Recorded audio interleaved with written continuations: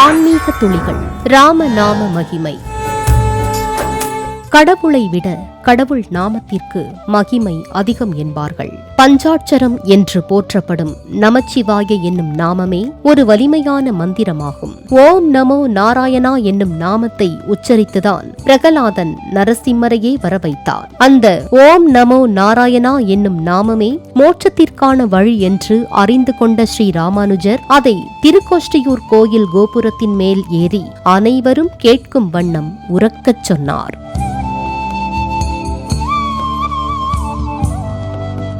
அதேபோல் ராமநாமத்திற்கும் பெரும் மகிமை உண்டு.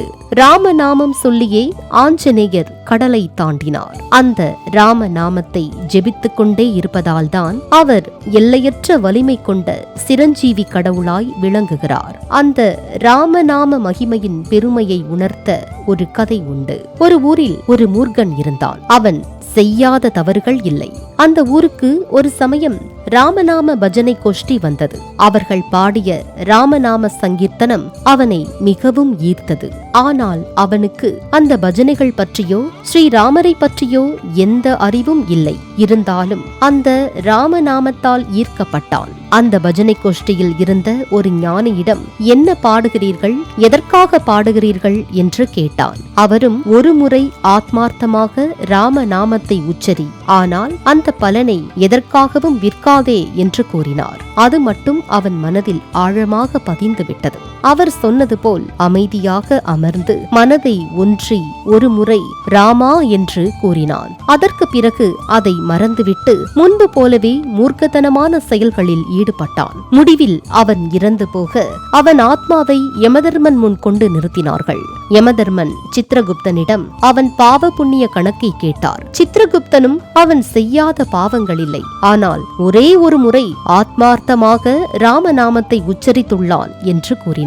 யமதர்மனும், சரி, அதற்கான புண்ணியமாக என்ன வேண்டும் என்று அவனை கேட்டார். அவன் கேட்பதை கொடுத்துவிட்டு பிறகு அவனை நரகத்தில் தள்ளிவிடுவோம் என்பது அவர் எண்ணம். அந்த மூர்க்கனுக்கு ராமநாமத்தின் பலனை எதற்காகவும் விற்காதே என்று ஞானி சொன்னது நினைவுக்கு வந்தது. அதனால் ராமநாமத்திற்கு ஈடாக எதை கொடுப்பது என்று நீங்களே முடிவு செய்யுங்கள் என்றான். யமதர்மனுக்கு ராமநாமத்திற்கு ஈடாக உள்ளது எது என்று தெரியவில்லை. சரி, இந்திரனை கேட்போம், நீயும் வா என்று அந்த மூர்க்கனை அழைத்தார். மூர்க்கனோ, நான் பல்லக்கில்தான் வருவேன், அதை நீங்களும் தூக்கி வர வேண்டும் என்று தீர்க்கமாக சொன்னான். யமதர்மனுக்கு வேறு வழி தெரியவில்லை. யமகிங்கரர்களுடன் சேர்ந்து யமனும் பல்லக்கை சுமக்க அவர்கள் இந்திரலோகம் வந்தனர்.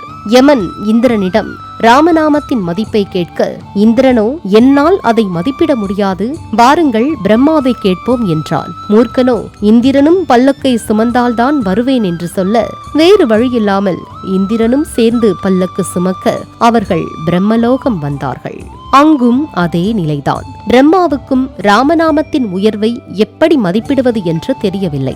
வாருங்கள் மகாவிஷ்ணுவையே கேட்போம் என்று கிளம்ப அவருக்கும் பல்லக்கு சுமக்கும் நிலை வந்தது. இப்படியாக அவர்கள் வைகுண்டம் வந்தனர். மகாவிஷ்ணுவிடம் பணிந்து, தயவு செய்து ராமநாமத்தின் மகிமையையும் உயர்வையும் எங்களுக்கு தெரியப்படுத்துங்கள். பல்லக்கில் இருக்கும் இந்த ஆன்மா ஒரு முறை ராமநாமத்தை உச்சரித்துள்ளது. அதற்கான புண்ணியம் எவ்வளவு என்பதை எங்களுக்கு சொல்லுங்கள் என்று கேட்டார்கள். மகாவிஷ்ணுவோ சிரித்துக்கொண்டே, யமதர்மன், இந்திரன், பிரம்மா மூவரும் பல்லக்கு சுமக்க அவன் வைகுண்டம் வந்திருக்கின்றானே, இதிலிருந்து ராமநாம மகிமையை நீங்கள் உணரவில்லையா என்று கேட்டார். அத்துடன் அந்த ஜீவாத்மாவை தன்னுடன் இணைத்துக் கொண்டு அவனுக்கு மோட்சம் கொடுத்தார். ஆம், அதுதான் பக்தியின் ரகசியம், ஆன்மீக அதிசயம். ஆன்மீக துளிகள். ராமநாம மகிமை.